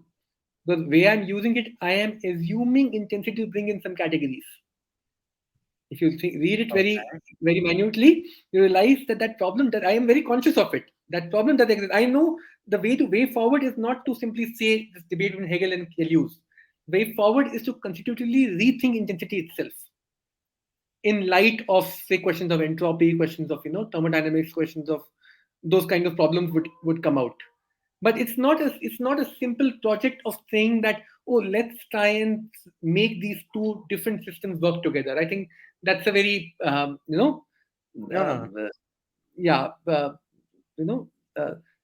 very easy way to think about it. The reason I think it works, at least to the degree it works in my paper, is because I do think that it brings out a problem which is extremely interesting for our times.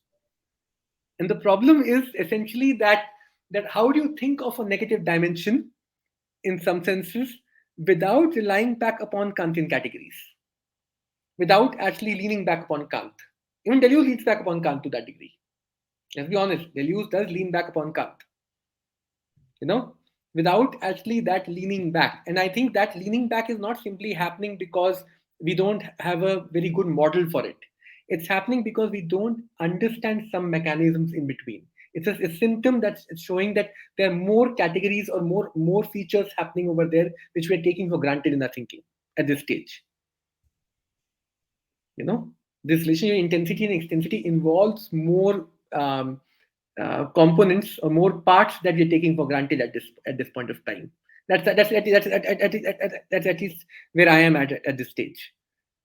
That when I think about when I was thinking about your paper, when I was reading through the way you were talking about intensity and extensity, I felt like the dimension that perhaps Hegel and Kant are taking for granted is the dimension which psychoanalysis focuses on, namely libido. True. That was the first thought that came to mind. What do you think of that? True, libido, but I in my head, it's also technology. Okay. Yeah. I would go further, because that was in my head as well. I would say it's libido in the context of 21st century technology. Technology, exactly. And then we start thinking of that, as I said. Okay, now I get it. Then you enter into questions of, say, negative entropy in that sense. Negative entropy, for instance. that in what ways, and for instance, in Hegel, you can't think entropy in that sense. But the minute you bring in entropy as a problem in intensity, you get a very concrete answer. Why intensity? Why something gets cancelled out in extensity? Because entropy equalizes itself. You know, it's a very direct way of thinking. If you start getting into it entropy, you realize that extensity will always cancel out intensity because entropy maximizes itself, which is why that is not the mode of thinking about negativity in that sense. And then you need to find new ways of thinking about negentropy through this lens now, Yeah. and so on and so forth. You know. So is it fair to say that in your thinking, I know you're trying to think through the concept of negentropy. Are you trying to think through the concept of negentropy in the context of libidinal economy, in the context of new technology, in the context of the problem of objects? Yes. Right now, I'm thinking of it in terms of biology, actually. Okay. Right now, my own thinking is in the lines of, for instance, I attended a very nice talk by this person called Mail Monteville a few days back in IT Delhi, and still didn't go. He has a book also, where I'm trying to think to this problem that we always thought in science's epistemology is too rigid. That's been one of his critique of scientific thought. We've been discussing relationship of science with philosophy and so on and so forth. You know, um, you when you come down to biology doesn't have an epistemology. In fact, biology, the break between theory and practice is extremely stark today. In senses that who are the people who are experimenting in biology. That's what you see in gene experimentation today, for instance. Now the COVID virus and so on and so forth. What comes out is people who are doing experimentation. They think that whatever they do, whatever works, is the theoretical thinking involved into it, and that gives you a very implicit theoretical paradigm. And people who are doing actually theoretical biology actually have no way to influence experimental mechanisms anymore. In fact, what the crisis of biology is not just ontology anymore. And as we're reading in Zupanchik and that kind of those kind of challenges, the crisis in biology is that it doesn't have a consistent epistemology anymore.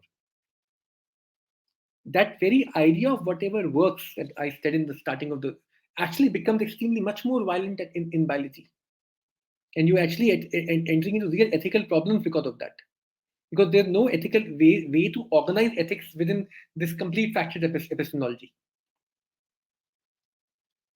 And that I think is a concrete question of entropy, and I'll tell you why. Because if you look at if I'm going too long, just cut me short. Yeah. So if you look at say by thinking on biology, actually say in 1930s, 40s, 20s, what you got there was a form of thinking of biology which was statistical in nature. What I mean by it is that for instance, let's say in physics, Brownian motion, you have individual particles which will go their own way, and you get a certain kind of order when you average those things out. Am I right? When you average all the particles out, then you get order. Individual particles can behave whichever they want to. They don't have any constraint at that level. And I've said this to before in that sense. And suddenly, with biology, something new emerges. Something different emerges, which is a form of order which may not depend on statistics in the same manner. Or if it does, it has to be rethought in some senses. So what emerges is this constitutive break with our theoretical thinking such that we can't accommodate for this kind of order. We assume this order to always emerge from something else, which we can't take into account. And we get into complex systems, we get into nonlinear equations, we get into all of those things. But underlying that, what we get is that we can't find a consistent epistemology for our modes of organizing our thinking. And it is in that context that I'm trying to think through questions of technology, because I think if physics was the science of 20th century, 21st century science is biology in that sense. Biology is posing the questions to us which we do not have immediate answers to. Does this difficulty in finding a consistent epistemology in biology, do you think it has any relationship to that there is no meta language, or there is no other of the other, these types of Lacanian axioms? Maybe, but not in the simplistic sense that we use them right now. For instance, that problem was there with physics also in Lacan. In fact, if we take Lacan seriously, biology should be the great science. It should solve its own problems because it is getting to engage with its own gap. But it is precisely that engagement that is making it more violent. Because now it can actually exploit that gap. It's almost like capitalism in that sense. If you look at Alenka Zupančič, Alenka Zupančič's idea of capitalism was that in the mercantile system you could cover that gap. Capitalism came up and realized that now we can exploit it, isn't it? So it's a similar transition in from physics to biology also. That now you can exploit that gap. Now you are free to exploit it because you don't need a consistent. You can still be science without following any scientific, claims. That legitimacy of science still remains in some way. But of course, the questions immediately become more complex than that, in the sense that what you get in these kind of discussions is not simply exploitation of the gap. What you get is a very consistent and very rapid use of a certain modes of techniques and technologies to engage with that gap also, which we cannot immediately think about in some senses, because biology, even if doesn't have a consistent epistemology, it does have techniques and technologies, and it is in relationship to those techniques and technologies that it's able to do what it's doing. Yeah, you're talking specifically things about like genetic engineering and things. Exactly. Those are what's giving it the legitimacy of being a science. Okay, so in regards to like these concrete problems of biology that have emerged, there's something really interesting you say about the intensive dimension, which is that it is identified by the inequality it posits, the inequality constitutive of the intensive dimension. And you say that we have to affirm inequality that's essential for affirming the intensive dimension, and that it's and so I feel like that's like a Nietzschean point almost, like you have to affirm the inequality, and Nietzsche does that quite a lot. And you say it's a force which creates one-sided unequal regions doomed to their own failure, or we see the possibility of sublation. So you bring in the Hegelian dimension of the possibility of sublating the inequality. So as it relates to thinking through some of these problems of the 21st century related to biology, and I could already see ideas coming into my head about the inequalities that might be produced by genetic engineering, for example. How are you thinking through these problems? Politically, or how do you think we should approach these problems politically? Is it fair question here? Yeah, it's a fair question. So when we've been discussing this question of, and when you discuss inequality, you immediately get to entropy in that sense, a form of order emerging from, its own unequal status, and when one can link intensive dimension to that in that sense. What we are getting is the problem with genetic engineering in these models is not the inequality in that sense. That's not even its issue.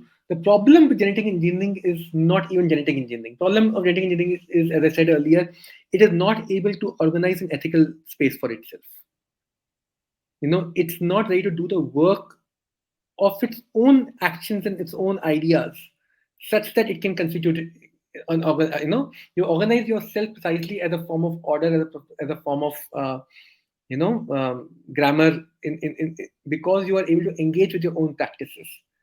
There is a resistance in the contemporary biology community to engage with the ethics of its own practices, and that resistance comes in one form or the other, and that is a symptom. It's a symptom of that they don't want to engage with the philosophical dimension of their own practices.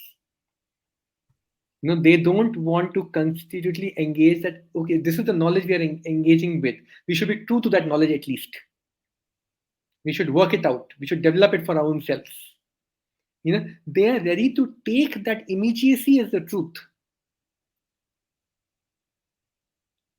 That's the essential major issue.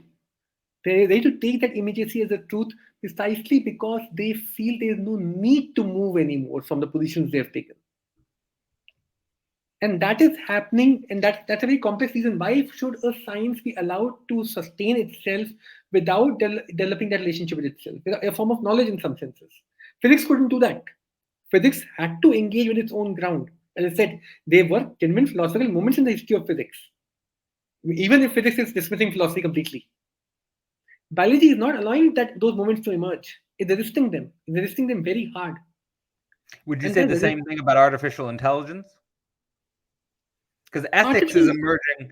Ethics is now emerging as a major topic in artificial intelligence, this seems to me because I just prepared a lecture on it actually, but it seems to me to have some relationship to the types of thinking that was going on in Hegel's mind before the Phenomenology of Spirit, where he talks about the tension between the immediacy of the intuition and the reflexive practice of the concept as it relates to ethical life. Exactly. The Schelling's and the discussion between Schelling and Hegel in that sense. That would be an interesting paper to write. Modern science and their ethical ground. The immediacy of the intuition versus the conceptual self-reflective ground.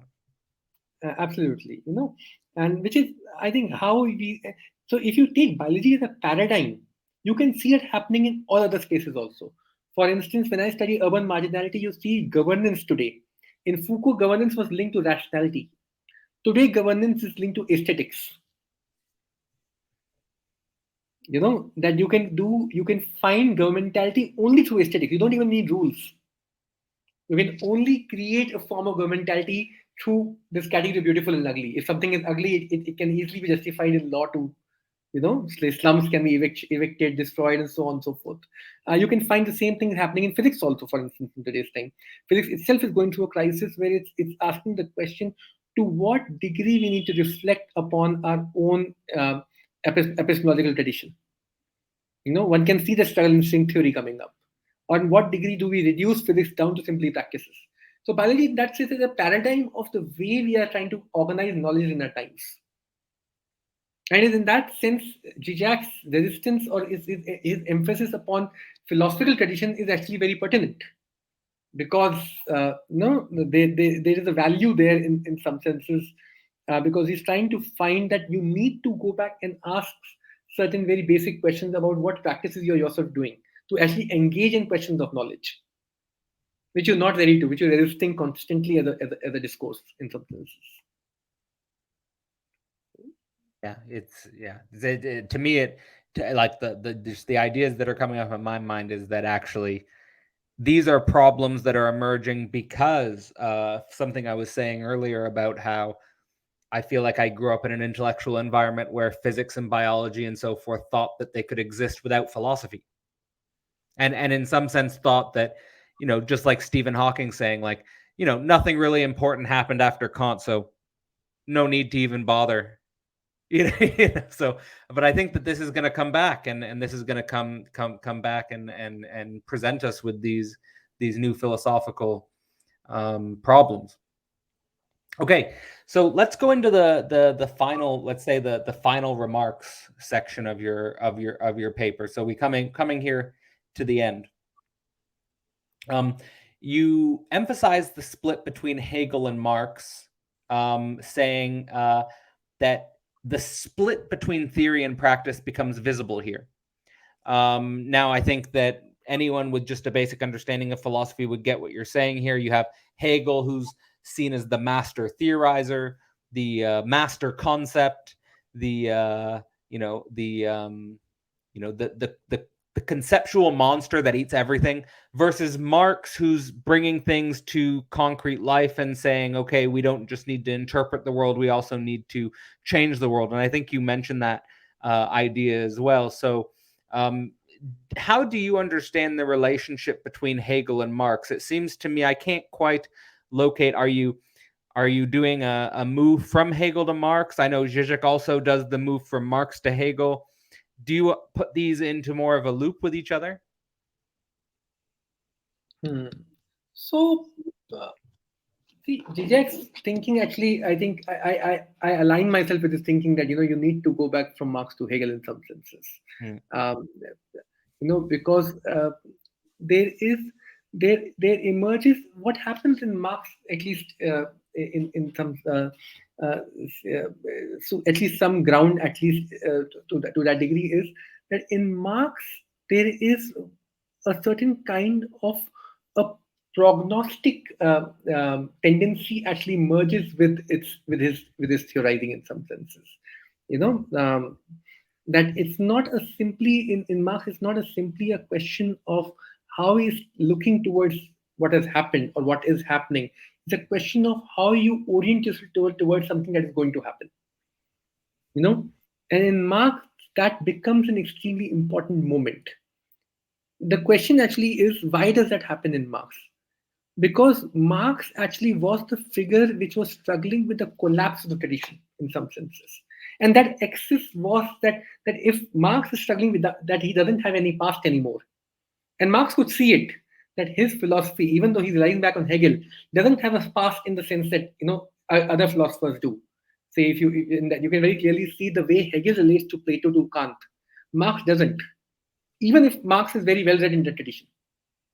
There's something in Marx that doesn't allow him to find the same relationship to the philosophical tradition that existed in Hegel very easily. That was almost taken for granted in Hegel, isn't it?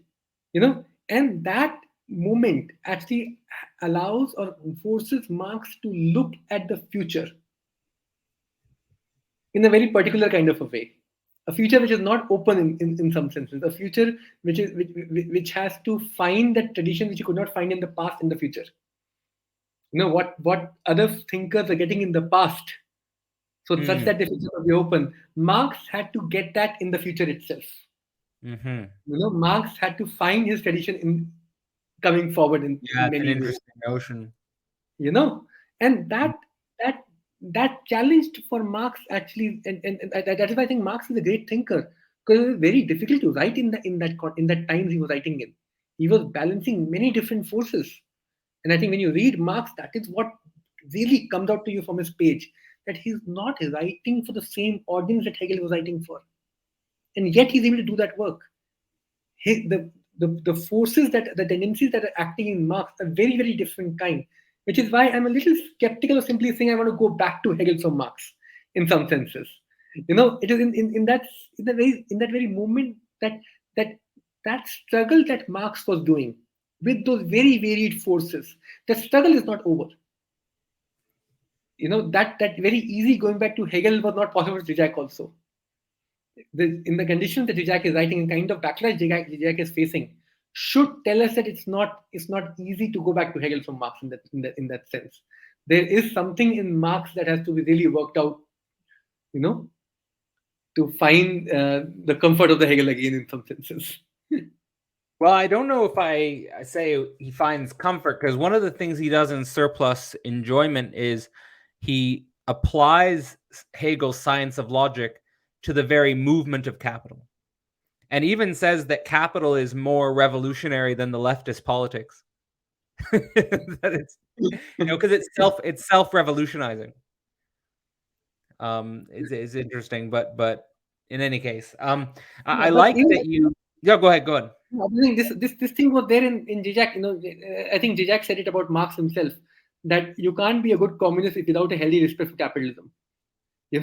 And Marx had that. It's not like Marx didn't respect capitalism, and especially if you read his Grundrisse and so on and so forth, it comes out very very, very, I think, nicely in that sense. But what comes out, I think, so clearly in your writing, to me anyway, is that you say specifically about Marx that philosophy is not located outside of the dirty business of creating a common world, but precisely in it. And I think that to me that locates you, or at least when you cite Marx, when you cite Hannah Arendt, it locates you in this tradition of philosophy, which is trying to bring philosophy to politics and trying to get it away from a distance from politics and trying to get it to see that truth is a part of politics. Am I getting the sort of the general thrust of your notion? Yeah, in some senses. For me, in fact, the greatest philosophy is that happens accidentally. When you enter into that work of creating the common world, there are moments of philosophy that happen to you. You can't escape it. And if they happen to you, you have to be honest to them in some senses. Okay. See. You also make a really nice point here about a contradiction. And I think that the point you make about a contradiction in Marx is something that I've heard Zizek mention before as well, which you say, because there's this tendency in Marx to a more state-leaning intervention, that there's a contradiction in Marx which already leads to Stalin. It's kind of like the growth of the Marxist notion from Marxist foundations already has it in the imminent possibility of the notion, the appearance of a Stalin. And I think that's one of the reasons why Zizek emphasizes going back to Hegel to see what was already in Marx that we need to reassess, so to speak. So how do you relate to that idea? I think I also got it from Zizek in that sense. But if you start thinking about Marx,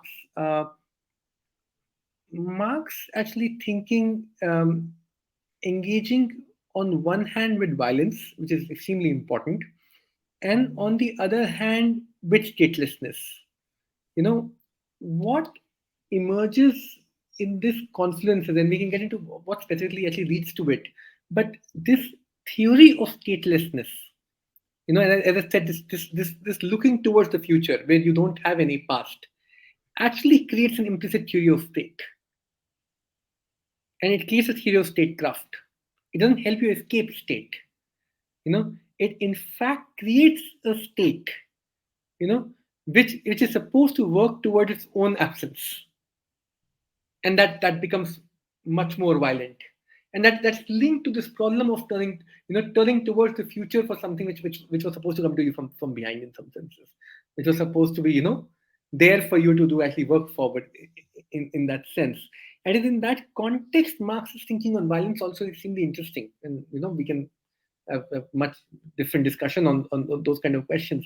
But the contradiction actually remains in Marx to that degree that Marx doesn't have a way to engage with the state. Marx's engagement with the state was, in some senses, a struggle with violence and revolution on one side, and and a kind of antagonism on the other.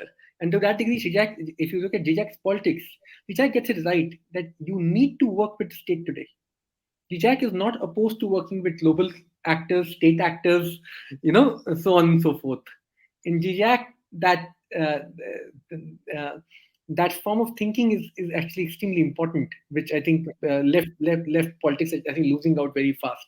And they don't realize that if they don't work with what is there, what you get is a much worse form of what was actually bound to. Yeah. There's a few things that come to my mind there, which is, I've heard Zizek say something along the lines of, in the philosophies of Foucault, you have this emphasis on being on the margins, being on the periphery, not being in the center. But he was saying, no, we need to be in the center. Like I want to be in the center. And then there's this other, I remember there was this conference that I was watching where someone was talking about organizing a peace conference without politicians.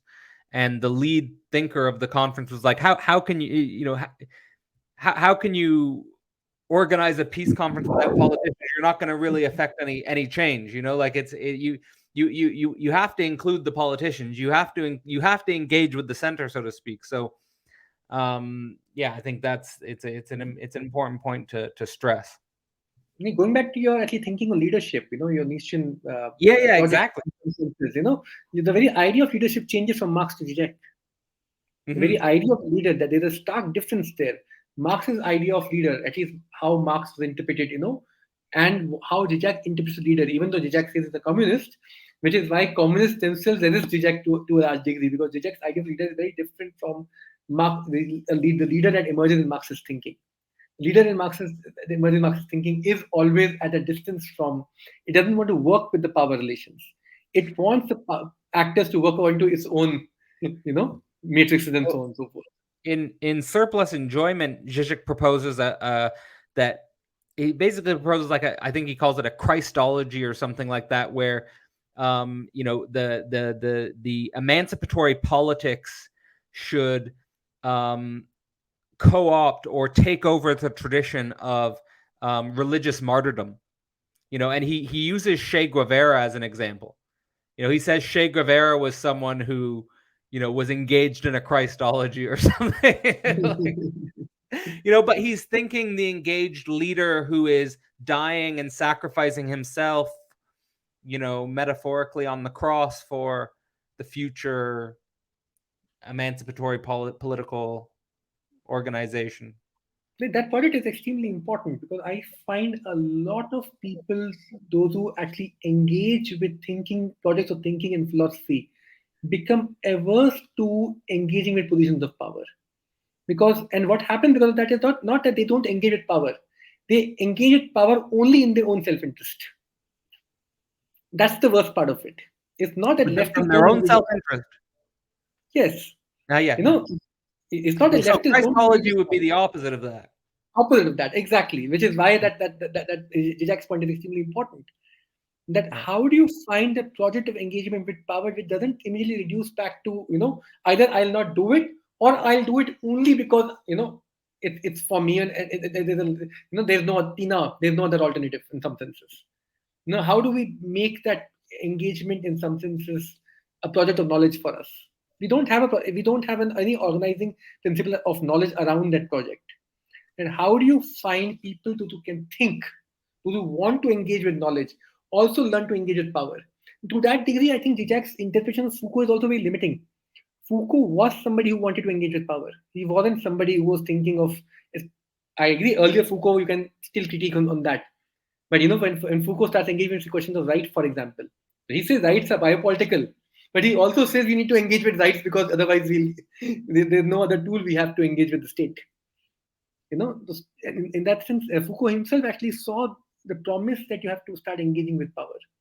Otherwise, you are simply receding the ground that is there for your movement in some sense. Which brings me back to that quote that I had to use early in our talk, but the quote you mentioned from Hobbes, where tyranny is not opposition to peace, but rather in opposition to our lack of engagement with violence itself. So I'm glad I could get that Exactly. in there twice. Exactly. All right. Well, thanks for coming on for this conversation, Chetan. I think it was a great start to the Enter the Alien series. I hope to have a few more conversations with other writers of the Enter the Alien book. So Thank you so much, Meryl. Thank you for having me here. Thank you. I definitely want to let you have the last word here, but I just want to let everyone know, who's watching, that Chetan here. This conversation was all focused on an essay that Chetan has contributed to the Enter the Alien anthology titled "Meditations on Self-Consciousness in Hegel," and it's a great way to start the anthology. It's chapter number 1, and hopefully, like I said, I'll have a few more conversations with other authors of Enter the Alien. And so if you're interested in learning more about really the Philosophy Portal creative community, the people who have moved through Philosophy Portal, who are sort of co-contributors to it, and who took the time to really engage deeply with the phenomenology of spirit in a way that I think Chetan here has done a great job of demonstrating, that bring up many ideas for the present moment that are rich and in need of deep thinking and further engagement. So with that being said, Chetan, do you have any maybe last thoughts or final words about your paper, about this conversation, or Uh, what you'd like people to thank take away from the conversation? It was a wonderful conversation, Carol. I loved it. It actually allowed me to think a lot of things that I hadn't thought myself when I was writing it, and I know when I'm working on these ideas in that sense. So thank you so much for allowing me to actually talk in that sense. And I'm excited. I'm excited to see where you go with this negentropy topic, and yeah, we'll see how it develops, I suppose. But okay, so that's it for us. I'm Karl. We're here with Chetan Anand and Meditations on Self-Consciousness and Hegel. We're out.